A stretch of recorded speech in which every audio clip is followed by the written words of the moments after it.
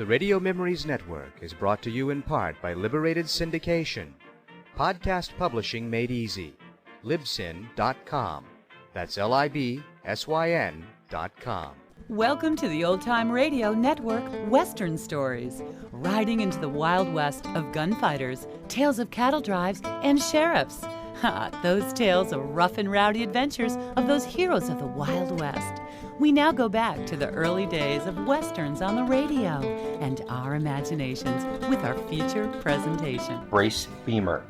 Brace Beemer was a precocious, adventurous youngster. He managed to enlist in the Army in World War I, but was wounded in France while serving with the Rainbow Division, all at the age of 14.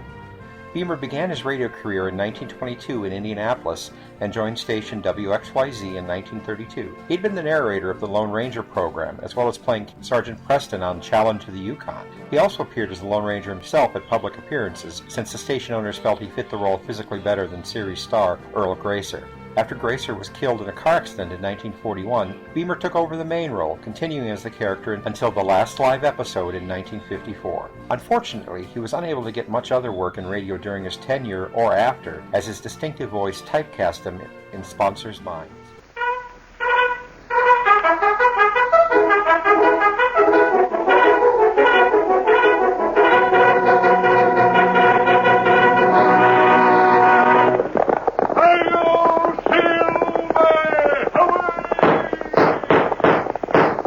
A fiery horse with the speed of light, a cloud of dust, and a hearty hi-yo silver, the Lone Ranger.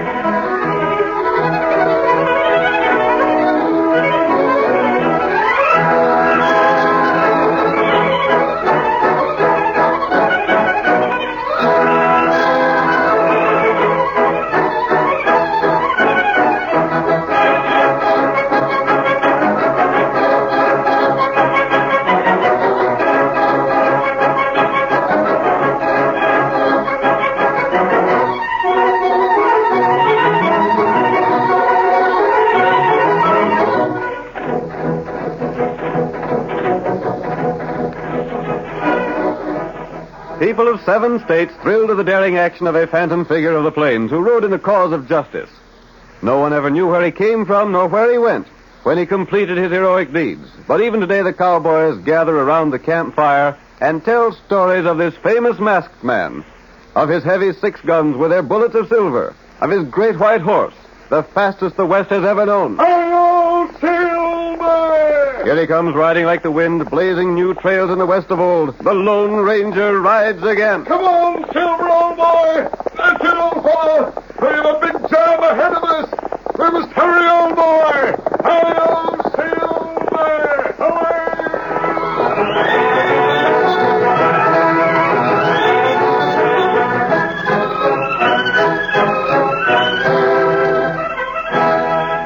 Jim Murdoch was a wealthy man. He drew huge profits from the gold mine he owned, and out of those profits, he had built a large home standing on the edge of Grant's Canyon. As tonight's story opens, we see him with a visitor, Barney Holden, the man to whom Murdoch owed his present position. Holden has brought news from town. So that's what Abe Jenkins planned to do with you, Murdoch. Come here demanding that I help him out, huh? Yeah. He claims that you and him owned the mine between you. Then you suggested that you split it, and each you take a section for your own and work it independent. That's just what we done. He's sore because your half panned out first rate while his wasn't worth a hoot. Well, we both took the same risk, didn't we, Holden? Sure. As far as he knows. You don't reckon he suspects the truth, do you? How could he? Then why is he talking around town about coming to me for help? He's desperate. That's why, Murdoch. Yeah? His wife is sick and his kid's half-starved. Ah. He figures you could spare some grub and blankets without never missing them. So he's coming here to demand that same. I see. He said some pretty hard things about you. Ah. The worst of it is, Jim, most everyone in town sides with him. It'd be tough if he ever did learn the truth about that deal. I know enough law to know that he could make it downright tough for you. I wish he'd move out in these parts. I'd pay him to do it. Well, that'd be smart. If he wasn't around here, there wouldn't be no chance of his ever learning the truth. But he won't move away. Maybe if I offered him some cash. That'd only make him all the more suspicious. He suspects enough already. Maybe so. You offer him cash to move away after refusing him loans, and he'd know there was something funny about that gold mine deal. It'd be worth a lot to me to have him out of the way. Would it? Yes, it... What do you mean? Just that. Would it be worth a lot to you to get him out of your way? You talk like you might have ideas. Maybe I have. I wouldn't want a murder on my hands. That wouldn't be necessary, Jim. It was you that schemed the gold mine deal in the first place. It made you rich. Maybe you got another smart idea. Suppose I sort of outline it and see how you like it. Yeah. Suppose you do.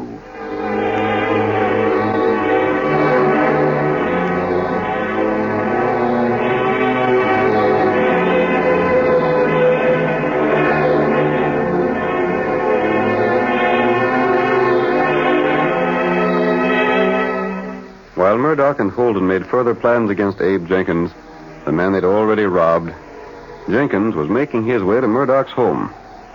As he approached the large house at the canyon's edge, he loosened the safety catch on his holster to make sure he could draw in a hurry. If he's there alone, I'll make out all right.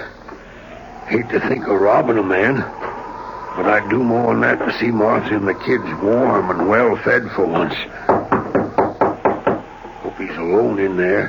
Who is it? It's me, Abe Jenkins. Open up, Murdoch. I want to talk with you. Sakes alive, Abe. What brings you out on this sort of night?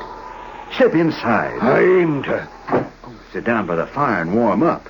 You must have had a hard trip from the valley. Not as hard as going back will be. How's that? It's downhill going back, ain't it? Yep. Only I'll have a lot of things to carry when I go back. Murdoch, I'm here for some cash money, some grub, and some blankets. Yeah? Yes, and I'm going to get 'em. Here, put down that shooting iron. What ails you? Maybe you never faced a man that was driven to thieving by the sight of his wife and kids being cold and sick and hungry. Well, you're facing one right now. You don't mean your folks? Yes. Gosh, I didn't know that. Maybe you didn't. Maybe you thought I was fooling when I asked you to lend me some cash a while back. Well, I ain't in the habit of lending money. But if it's grub and blankets you want, sakes alive, Abe, you're welcome to 'em. All you can carry. All a mule can carry. A mule wouldn't eat the grub my kids have had to eat for the past week. I'm downright sorry things are so tough. Maybe you know why they're tough. What do you mean? You pulled a slick trick on me when you talked me into splitting the gold mine. That gave you all the land that was worth anything. Now, Abe, you know that ain't a fair charge. I took the same chance you did. I didn't think your half would peter out. No? Of course I didn't. No more than I thought my half would turn out rich. I can't prove nothing, so I'll shut up about the mistake I made.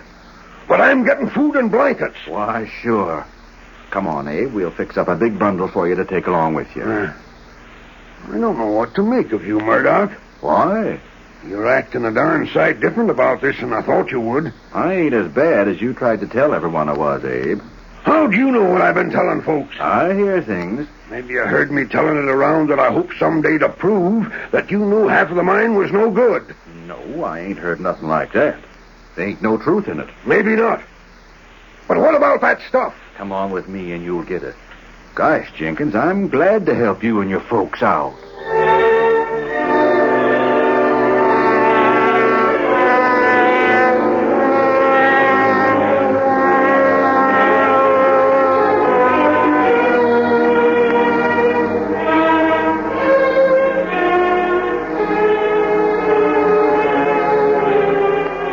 Murdoch gave Jenkins the blankets and food he asked for, and he helped him to load them on a mule. Then, shortly after Jenkins had returned home with the provisions, Barney Holden hurried into the cafe in town with a startling announcement that he had found evidence of an attack upon Murdoch. The sheriff demanded further information. How'd you know there'd been foul play at Jim Murdoch's place, Barney? I went there just to spend the evening with my friend Jim, and the house showed signs of a terrible fight. Gosh, where's Murdoch? That's just it. The door was open wide with the wind howling through the house, and there was furniture upset and things busted and no sign of Jim Murdoch around anywhere. Who went there? How'd I know? I spent some time looking around the house, and when I seen what must have happened to Murdoch, I hustled back here to tell you. What must have happened to him? Murdered. Did you find him? No, but you know where his house is. Right at the edge of the ravine. Yeah. What happened? There's a window looking out in the ravine, and that window was smashed. Gosh. Looked like someone had gone through it. Then we'd be likely to find Jim at the bottom of the ravine. Well, that's what I'm afeard of, Sheriff. Sakes alive. Looked to me like a robbery. Robbery and murder. Who could have done it? I got a blame good idea. Who? Just name the man that killed my friend and let me at him. Wait. Hey, Sam. Come in, Sheriff. Sam, you was telling me about Abe Jenkins early this evening. Yeah? What was he saying? I remember him being mad about something. Quiet, Barney.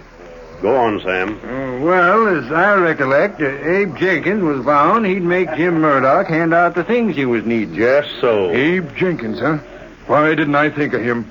He's been sore as Jim Murdoch for a long time. Yeah, plenty sore. Good gosh, Abe wouldn't go that far, would he? Why wouldn't he? Ain't no telling how far a man would go when his wife and kids are cold and hungry. But Abe didn't look to me like a man that'd do murder. He was mad enough, wasn't he, Sam? Seemed like he was. Then he's the one to question. Yeah, we'll look at the bottom of the ravine in the morning. We may as well call on Abe right now and see what he's got to say for himself. If he's killed Jim Murdoch, then I want the personal job of dealing with him. If he's done a murder, we'll see that the law deals with him. Well, I'm betting Jenkins is plumb innocent. That's the trouble. The jury will hear of all his hard luck and let him off scot-free. Oh, no, they won't, Barney. It's one of two things. Abe done it or he didn't. If he didn't do it, he won't get arrested. If he did, he'll hang. No two ways about that. Come on, we'll go and call on him. All right, Sam. Come on, Tonto, you heard all that? You remember what we heard about the way Jim Murdoch swindled Abe Jenkins? We came here to see if we couldn't get a square deal for the poor fellow. That's right. Now it seems that he needs friends more than he did before. Him, good feller. I don't think he'd do what Barney Holden says. You know plenty about that feller. Yes, I do. Come on, Kimasabi. We're going to follow the lawman and hear what Abe Jenkins has to say.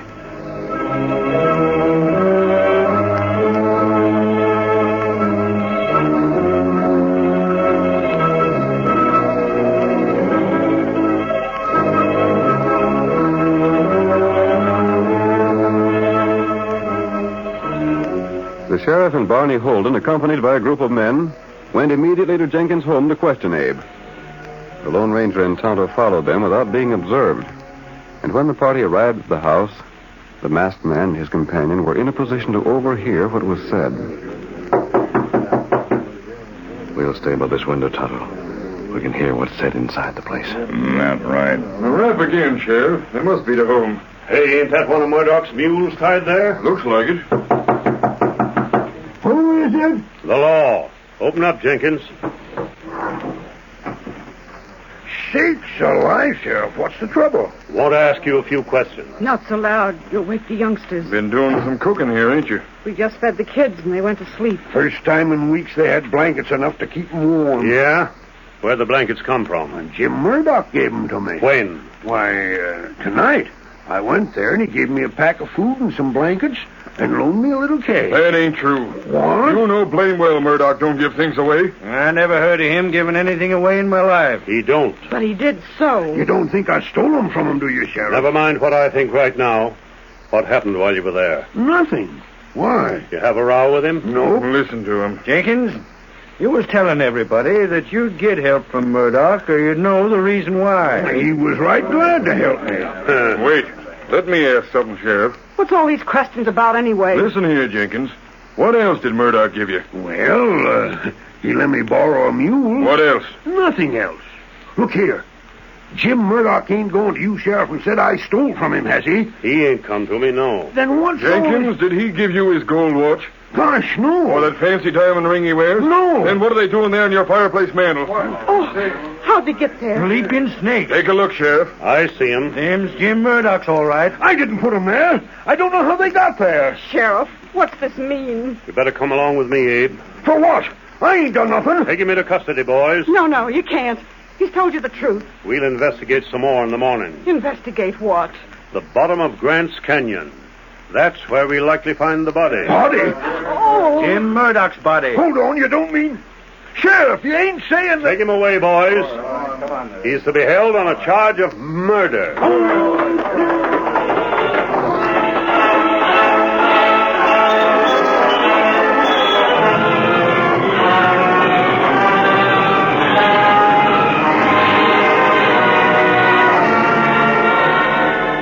The curtain falls on the first act of tonight's thrilling Lone Ranger drama. Before the next exciting scenes, please permit us to pause for just a few moments.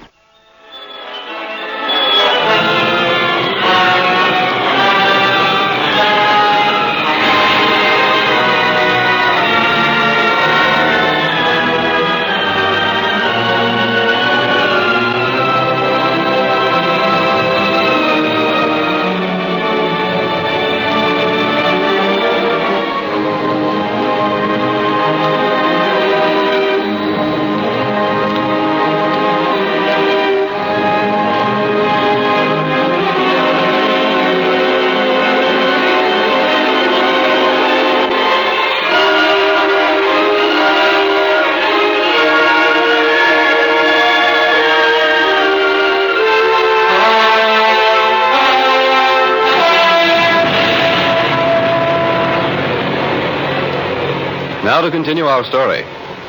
You will recall that in the first act of tonight's Lone Ranger drama, we learned that Murdoch and Holden cheated Abe Jenkins out of his share of a gold mine, now owned by Murdoch. Jenkins, reduced to poverty, appealed to Murdoch for food and blankets. These were given him. But shortly after Jenkins returned home, Holden announced in town that he had found evidence pointing to the murder of Murdoch. Jenkins was arrested, but the Lone Ranger believed in his innocence. That same night, he and Tonto rode to the bed of Grant's Canyon. We hear them as they halt at the spot where, according to Holden's story, Murdoch's body should be found. Oh, that's in a roll, boy. Oh, wait. This place? Yes. And it's mighty dark here, Kimosabe. Too dark to see very much. We'll have to do our best. You got ID? I don't think Abe Jenkins is guilty of the thing he's charged with. You know Barney Holden? I know enough about him to suspect that he might have framed Abe Jenkins. That's right. Me take a look on ground. If Abe told the truth, then Holden put that watch and ring in his house just to make it appear that he'd killed Murdoch. I'll dismount and help you look around down here, Tonto. If anyone has fallen from the ledge above, we might find him before the sheriff. That plenty long fall. It's quite possible he'd have fallen into the water. That's right. The beach along here is mighty narrow. Him fall in water, we not find him. The stream is pretty swift. It might carry him down quite a distance. In that case, the lawman might convict Abe Jenkins without finding the body because of the difficulty of searching for it. They wouldn't need it to prove there's been a murder. That's right. Wait. What is it, Tonto? Me hear splashing water. If there were only more light down here, we could search better. I heard it that time, Tonto. Something fall in water. There's only one place it could fall from. It's up on top of the ledge. That's right. And if Jim Murdoch is dead, there wouldn't be anyone up there. Maybe him not dead. In any case, we're going up above and find out. Plenty long way round. We can make it before daybreak. Yep. Come on, Tonto. Me ready. Come on, Silver.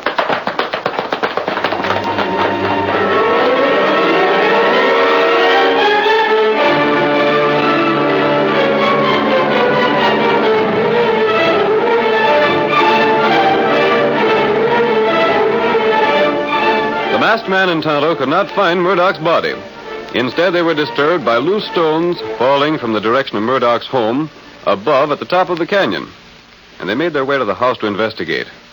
The scene changes now to the trail from town. It is the following morning, and the sheriff, accompanied by several deputies and Barney Holden, is riding toward Murdoch's place at Grant's Canyon.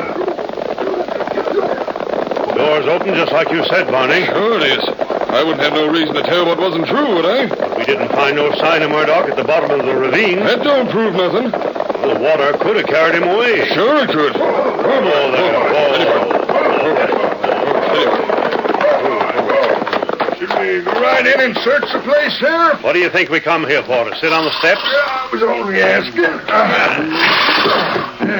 Right, Thunder, it looks like a clean-cut case again, Abe Jenkins. The watch and ring showed he wasn't telling the truth. Yeah. I reckon he figured we'd believe his story about Jim Murdoch giving him food and blankets. But it's too much to think that Murdoch would give him the watch and ring. Yes, so. I'm sorry for Abe. He ain't a killer at heart. He just was drove to it by poverty. Don't matter what drove him to it. Maybe a jury will let him get away with murder. I most wish they would. Yeah. Of course, it'll look awful bad for the sheriff's record. Other counties that speak of this one as a place where they let men get away with murder. He won't get away with it. I don't blame you, Sheriff. You got your reputation to look out for. Gosh, sure enough been a scrap in this house, ain't they, though? Sure has. There's the window at the rear. You see where I figured he went through? What's beyond the window? The ravine. The house right on the edge of the ravine? Well, no, there's 5 feet of ground there, but that's all. Maybe Murdoch didn't go over the Abe. Oh, he went over all right enough. How do you know that? I looked out the window last night when I was here. Held a lamp up so as I could see out. I could see where the ground had been disturbed from him sliding over the edge. We'd have a look outside. Yeah, we can go right through. Hey, what's this? What you got there, Sam? Looks to be a letter of some sort. Let me see it. And it was thrown in the fireplace to burn. But it looks like the wind come and blowed it out. You can see where it's charred. Yeah. What's it say? Well, now this is downright interesting. What is it, Sheriff? Don't you know, Barney? No, can't say as I do. I'll just hang on to this for a time. Yeah, but let me see it. Nope. Come on. We'll get out that busted window and have a look at the ledge outside. Hey! What's the matter? There's Jim Murdoch on the ground. What? Let me see. Sure enough, there he is, lying face down on the ground there. Now, come on through this window. Maybe he ain't dead yet. I don't see how he... What's the matter, Barney? I thought you told me he wasn't here last night. I didn't see him. Sam, you take care of Murdoch. The rest of you stay here. All right. Barney, you was here after Jenkins left, wasn't you? Yes, that is, According to your own story, you was. Well, I reckon so. Well, you're the one said the house was all tore up like this. Now, it seemed to me, Barney, that if you didn't see Murdoch there, when you come here after Abe had left, it couldn't have been Abe that put him there. How is he? Is he hurt bad? No, wait a minute, Barney. You stay right here. Sam's looking over him. What'd you find, Sam? Ain't nothing to be done for him now. Gone? Yep, he's done for. Then Abe Jenkins done it. I wouldn't be so fast as to say that, Barney. But he must have. I reckon when I looked out the window last night, I must have been so excited that, I didn't see him. It was dark, you know. Yeah, but you said you had a lamp. Well, maybe I just missed seeing him. But what's the difference? A lot of difference, Barney. Well, I don't see what there's If Murdoch wasn't here when Abe left, then it couldn't have been Abe that done the job. No. That means it must have been someone else. Now, let me have a close look at him. The rest of you stay back there. Sam, you help me. Yeah, maybe we can find some more clues, Sheriff. Maybe so. Something to go with that paper from the fireplace. Hey, Sheriff's got something already. Reckon I have. What is it, Sheriff? Jim Murdoch's hands closed tight on something here. I'm trying to get it loose. What is it? Now, don't be so fast about it. Let me find out for myself. He's holding on to something mighty tight. Can you get it? I'll get it. There. Shucks, ain't nothing but a button. A button? Yeah, looks like a button from a vest, a fancy one. Sure enough. Say, Abe Jenkins don't wear buttons of that sort. Abe Jenkins ain't even got a fancy vest. Now, let me see. That might be a mighty important clue. Eddie. Hold on, Barney. You're wearing a fancy vest with buttons like this. Stand still there. Let me take a look. Doggone. There's a button missing from Barney's vest. That ain't my button, I tell you. Now, hold steady. Let me compare the two. By thunder, it's identical to the one that's on your vest. And here's threads still clinging to the bottom. Do they match the threads on the vest? They sure do. I can't understand it. I didn't have no scrap of Jim Shut Murdoch. up a minute. Let me think. But I tell you, Sheriff, the frame-up, Keep an eye on it, boys, till I have another look at this hunk of paper Sam pulled from the fireplace. We got you covered, Barney. Just don't make no move till the sheriff figures things out.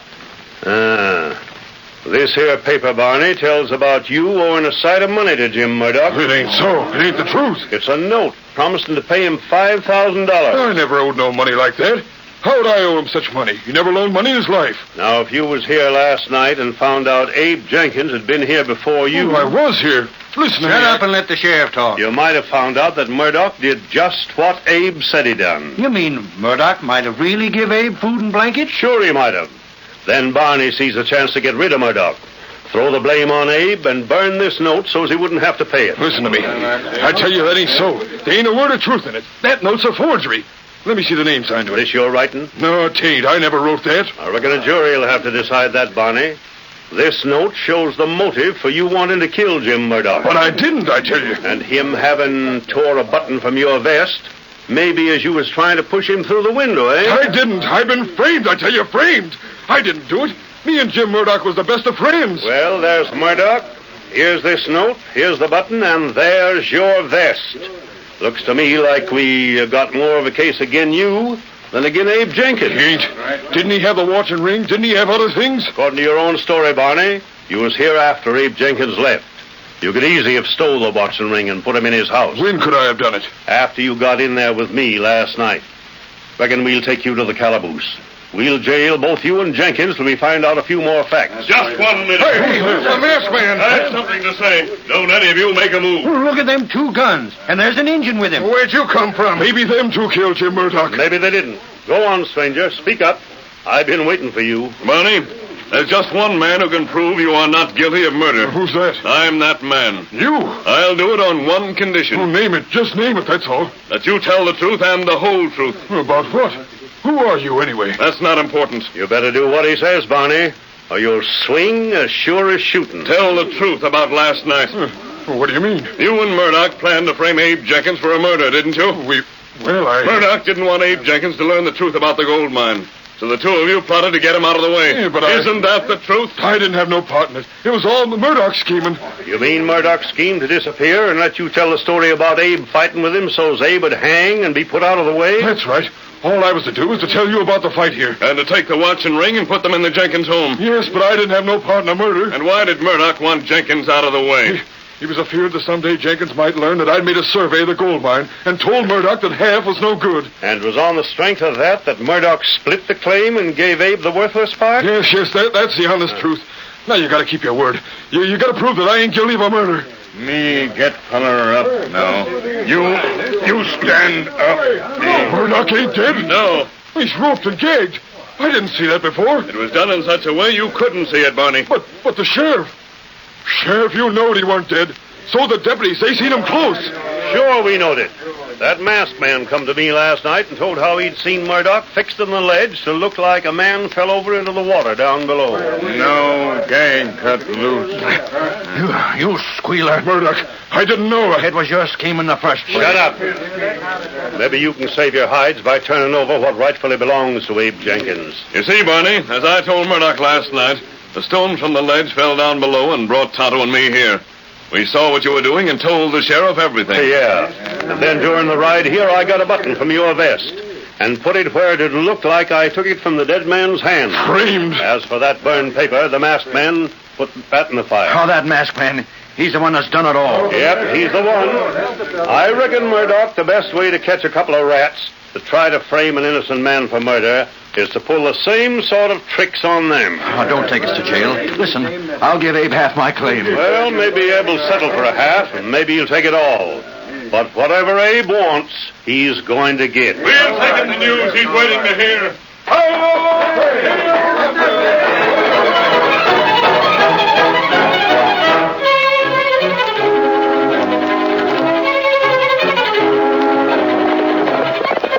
Come on, Silver, old boy. We're riding to meet Tonto at the railroad. The cattlemen are making trouble there, and we're going to see what's going on. Hi-yo, Silver! Hooray!